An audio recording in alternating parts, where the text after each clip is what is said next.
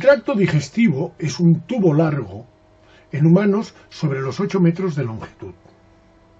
En el tubo digestivo se realiza la mayoría de los procesos involucrados con la adquisición de nutrientes.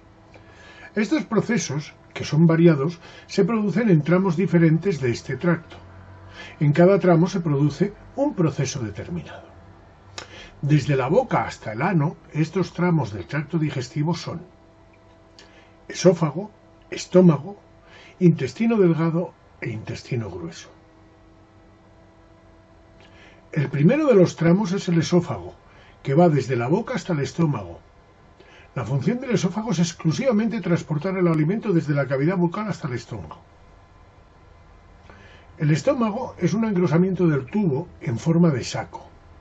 En el estómago se produce el proceso de la digestión. La digestión es el tratamiento combinado físico-químico del alimento, para reducir este alimento a sus componentes moleculares más sencillos, los conocidos como principios inmediatos, es decir, hidratos de carbono, lípidos, proteínas y ácidos nucleicos, además de otras sustancias interesantes para el organismo como las vitaminas.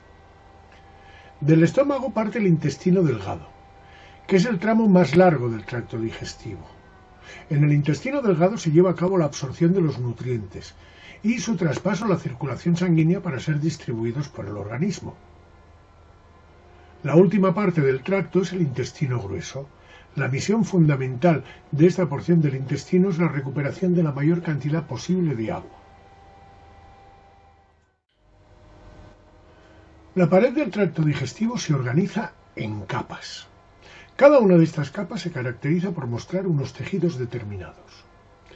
Aunque cada tramo presenta sus peculiaridades, podemos definir una estructura general en 4 capas para toda la pared digestiva. La capa que delimita la luz del tubo es la mucosa. Por debajo encontramos la submucosa. Y por debajo de esta se aprecia una doble capa muscular que se conoce como muscular propia. Envolviendo toda esta estructura se dispone la capa o túnica adventicia. Una mirada más detallada nos muestra que la mucosa está formada por 3 subcapas: un epitelio de revestimiento, una lámina propia de tejido conjuntivo laxo y una fina capa de muscular que separa la mucosa de la submucosa y que se conoce con el nombre de muscular de la mucosa. La capa submucosa está formada por tejido conectivo denso, rico en fibras, en el que se pueden ver una gran vascularización, arterias y venas, así como nervios e incluso plexos nerviosos. En esta imagen no se aprecia ninguno. La tercera capa es la muscular propia, que está compuesta mayoritariamente por 2 capas de músculo liso, una interna y otra externa. Entre ambas subcapas se pueden ver plexos nerviosos. Por fuera de esta doble capa muscular se aprecia una capa adventicia de tejido conjuntivo denso. Si nos fijamos veremos que la orientación de las células musculares lisas en ambas subcapas de la muscular propia es diferente. Así, en la subcapa interna todas las células se organizan paralelas a la luz, por lo que esta capa se la conoce como circular, mientras que las células de la subcapa más externa se organizan paralelas al eje mayor del tubo, por lo que esta capa se denomina longitudinal. Cuando las células musculares de la subcapa circular se contraen, el efecto que se consigue es constreñir, es decir, reducir e incluso cerrar la luz del tubo. Si las que se contraen son las células de la subcapa longitudinal, el resultado que se obtiene es el acortamiento del tubo. Combinando ambos movimientos en secuencia a lo largo del tubo, se consigue empujar al alimento a lo largo de este en una única dirección, incluso en sentido contrario a la gravedad. A este movimiento se le conoce como movimiento peristáltico y es el que permite el tránsito del alimento a lo largo de todo el tubo digestivo. En una gran parte de tramos del tracto digestivo, el epitelio de revestimiento es del tipo cilíndrico simple y presenta algunas particularidades. Esta imagen muestra el epitelio de revestimiento de la pared intestinal en un corte semifino teñido con la técnica de la hematoxilina eosina. Se aprecian claramente células caliciformes dispersas entre el resto de células de la pared intestinal. Se distingue su forma de copa con la gran zona apical llena de vesículas de secreción, ya que, obviamente, las células caliciformes son células secretoras y su secreción son mucopolisacáridos. También se distingue en el dominio apical de las células de la pared del epitelio una franja que se tiñe más intensamente que el resto y se conoce como borde en cepillo. Esta imagen se ha obtenido con el microscopio electrónico de transmisión y muestra una célula caliciforme. Se ve que la secreción no se localiza en una única vesícula en la zona apical de la célula, sino que esta zona está llena de numerosas vesículas de secreción. Otra característica propia de las células epiteliales, especialmente las del intestino, es la presencia de microvellosidades, tal y como muestra esta imagen obtenida en microscopía electrónica de transmisión.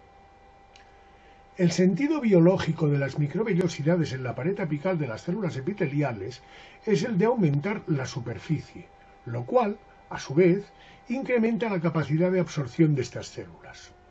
Estas microvellosidades son cortas, rectilíneas y muy numerosas, y forman una franja, de color azul, que es lo que en microscopía óptica hemos definido como el borde en cepillo. Esta otra imagen, obtenida también con el microscopio electrónico de transmisión, muestra también microvellosidades, pero en corte transversal, y se puede apreciar el gran número de estas microvellosidades que hay por unidad de superficie. El esófago comunica la cavidad bucal con el estómago y tiene como misión transportar el alimento hasta el estómago, donde será digerido.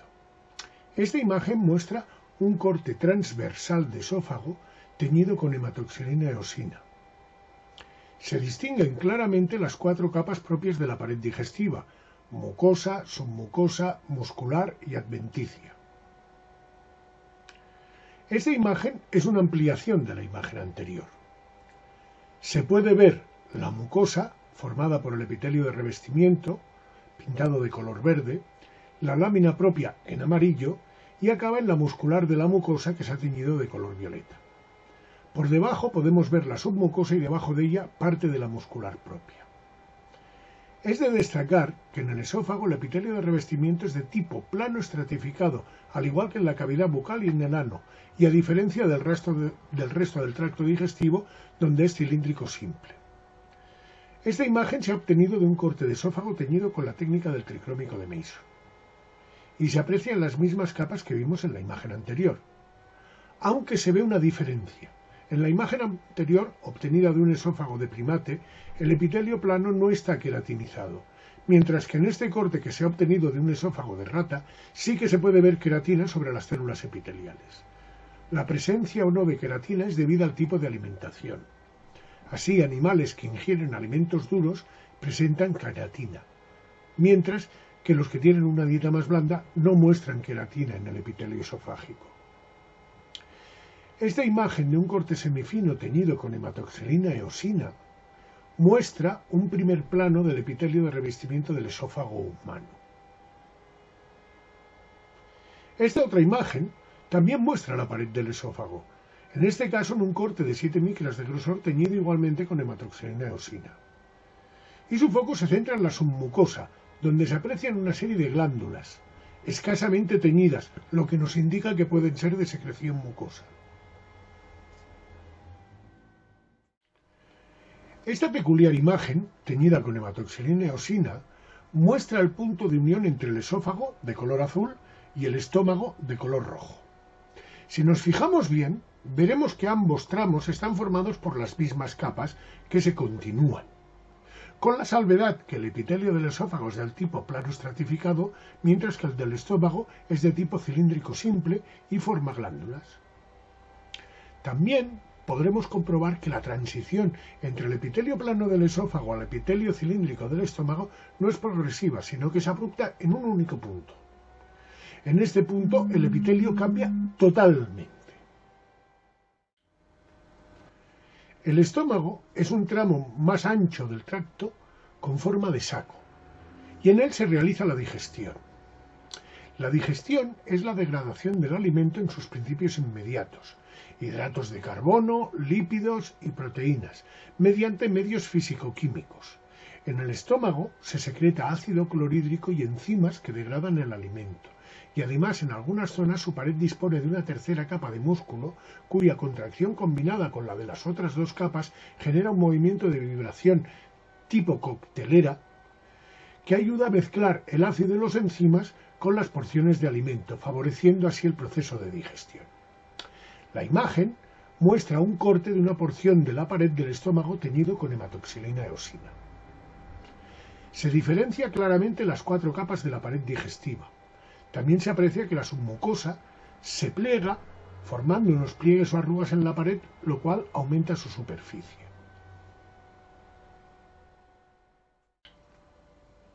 La imagen muestra una sección de la mucosa de la pared gástrica teñida con hematoxilina eosina.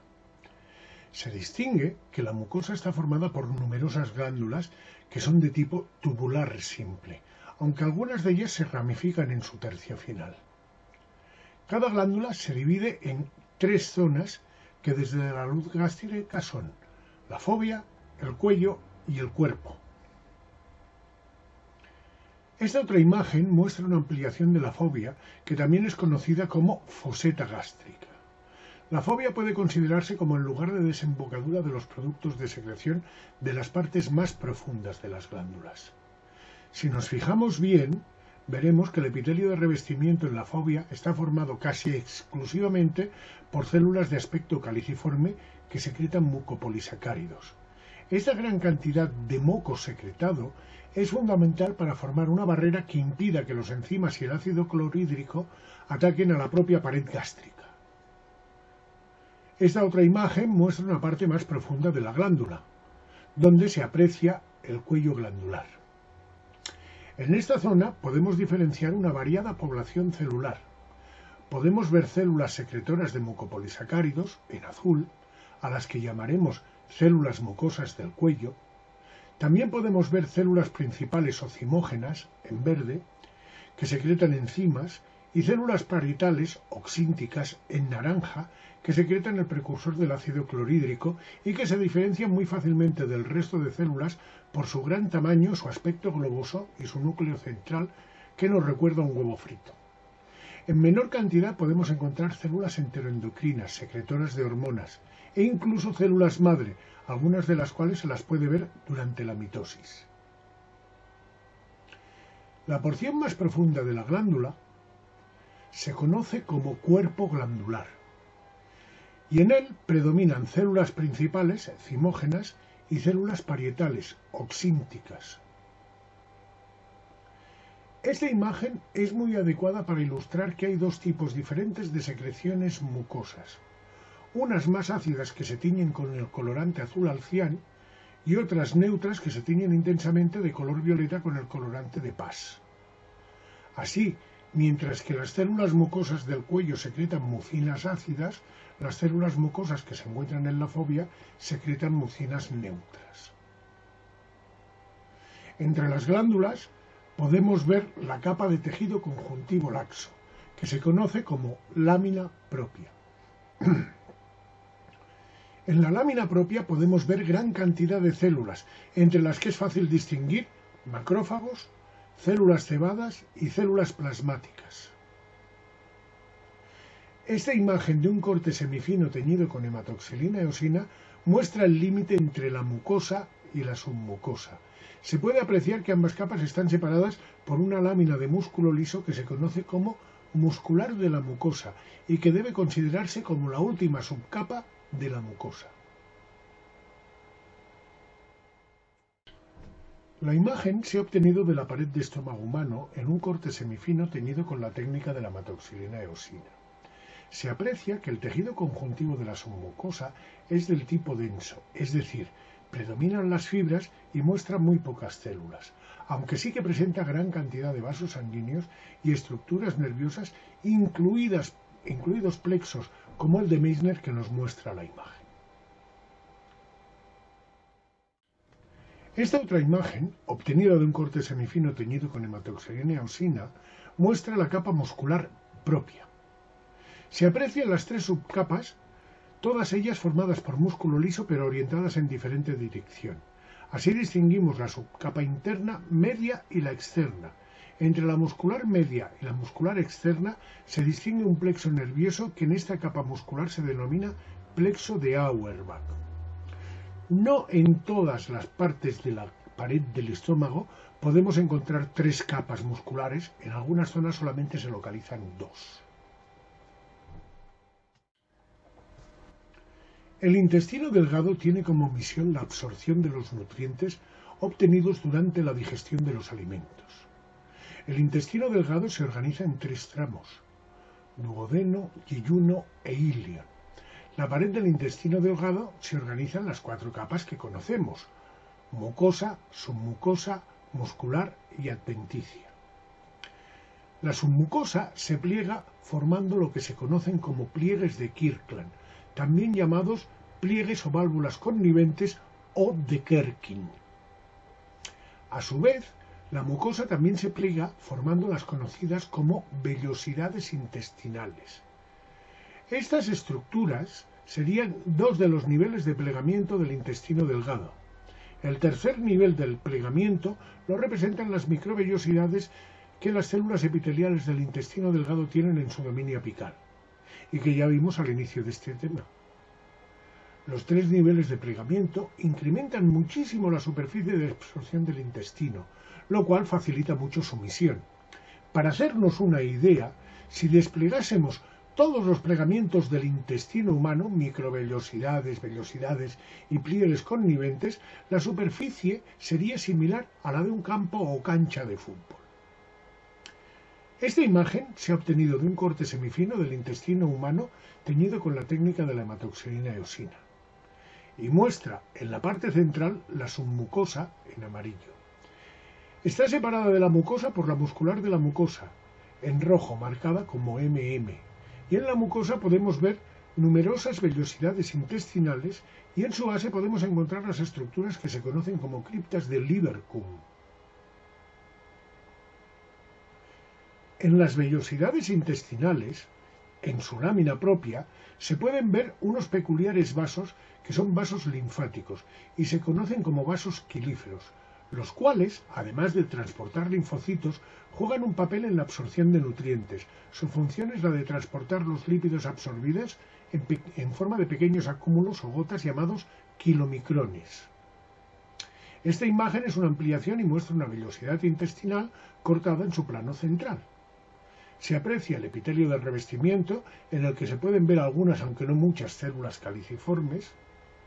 También se localiza un vaso quelífero. No piense el estudiante que en todas las vellosidades que visualice al microscopio encontrará un vaso quelífero. Solamente lo encontrará en algunas de ellas, en aquellas en las que el corte se haya realizado justo en el centro de la vellosidad. Podemos localizar también algunas fibras musculares lisas y en la base de las vellosidades podemos ver las criptas de Lieberkühn. Las criptas de Lieberkühn son como pequeños pozos que se abren justo en el fondo entre dos vellosidades. Se pueden considerar como pequeñas glándulas tubulares simples o ramificadas. Si ampliamos en la base de las criptas, podemos distinguir células secretoras con gran cantidad de granos de secreción, que se denominan células de Paneth. Además, podemos encontrar dos tipos de células enteroendocrinas: células regulares del epitelio, enterocitos, e incluso células caliciformes. Vellosidades intestinales, vasos quelíferos y criptas de Lieberkühn son estructuras propias del intestino delgado. Los tres tramos del intestino delgado muestran la estructura básica, aunque alguno de ellos presenta alguna peculiaridad. El duodeno se encuentra justo después del estómago y recibe el alimento recién digerido. La pared del duodeno presenta la estructura básica de 4 capas, y en su mucosa es fácil ver numerosas vellosidades. Una peculiaridad propia del duodeno son las glándulas de Brunner. Las glándulas de Brunner sobrepasan la lámina propia y se extienden por la submucosa. De hecho, esta invasión es tan masiva que en el duodeno la muscular de la mucosa es muy difícil de localizar. Recordemos que la muscular de la mucosa separa la mucosa de la submucosa. Como máximo se pueden ver fibras musculares aisladas y no siempre se pueden ver. Las glándulas de Brunner son glándulas mucosas de perfil tubular ramificado. El yeyuno es el segundo de los tramos del intestino delgado, y esta imagen muestra un yeyuno en corte semifino teñido con hematoxilina eosina. Como se muestra en esta imagen, el yeyuno presenta de forma fiel la organización en 4 capas con todas las peculiaridades propias del intestino delgado que vimos anteriormente. El ilion es el último de los segmentos del intestino delgado. El ilion es el modelo que hemos utilizado para comentar la estructura general del intestino delgado, por lo que obviamente muestra todas estas características. En el intestino grueso se recupera la mayor cantidad posible del agua que contiene la papilla alimentaria. Esto compacta la papilla convirtiéndola en heces listas para ser expulsadas. Estas heces compactas son más difíciles de mover, por lo que el intestino grueso muestra una muscular propia mucho más gruesa que la del intestino delgado. Esta es una de las claves para distinguir ambos tipos de intestino al microscopio. Esta imagen muestra una porción de la pared de colon en un corte semifino teñido con hematoxilina eosina. Se aprecian las 4 capas e incluso a estos pequeños aumentos se aprecia claramente lo gruesa que es la muscular propia. También se aprecian unos acúmulos celulares dispersos, en violeta en el esquema, que corresponden con el tejido linfático difuso, es decir, con las placas de Peyer. Esta ampliación se centra en la mucosa del colon. En el intestino grueso no hay vellosidades, pero sí que desde superficie se adentran pozos o criptas. Lo primero que destaca es la gran cantidad de células caliciformes que se observa en la empalizada de epitelio de revestimiento, lo que implica una gran cantidad de secreción mucosa, la cual es necesaria para favorecer el deslizamiento de las heces en el interior del tubo. También se aprecia una gran cantidad de células, la mayoría del sistema inmunitario, en la lámina propia. Se ve también la muscular de la mucosa separando la mucosa de la submucosa. Esta otra imagen, a gran aumento, se ha tomado entre ambas subcapas de la muscular propia del colon y muestra el plexo mientérico, también llamado de Auerbach, un ganglio nervioso en el que se distinguen perfectamente las neuronas ganglionares y sus células satélite. Esta imagen panorámica se ha obtenido de una muestra del apéndice vermiforme humano en un corte semifino teñido con la técnica de la hematoxilina eosina. Muestra las mismas 4 capas que el colon y que el resto del tracto digestivo. Es de destacar que las placas de Peyer pueden ser más numerosas en este tramo del intestino grueso. Aquí acabamos el segundo de los vídeos del sistema digestivo que hemos dedicado al tracto digestivo. Espero que os haya gustado. Si así ha sido, por favor, compartidlo en vuestras redes sociales, dadle al me gusta y suscribiros al canal. El próximo de los temas que trataremos será las glándulas anejas y será el último vídeo del sistema digestivo.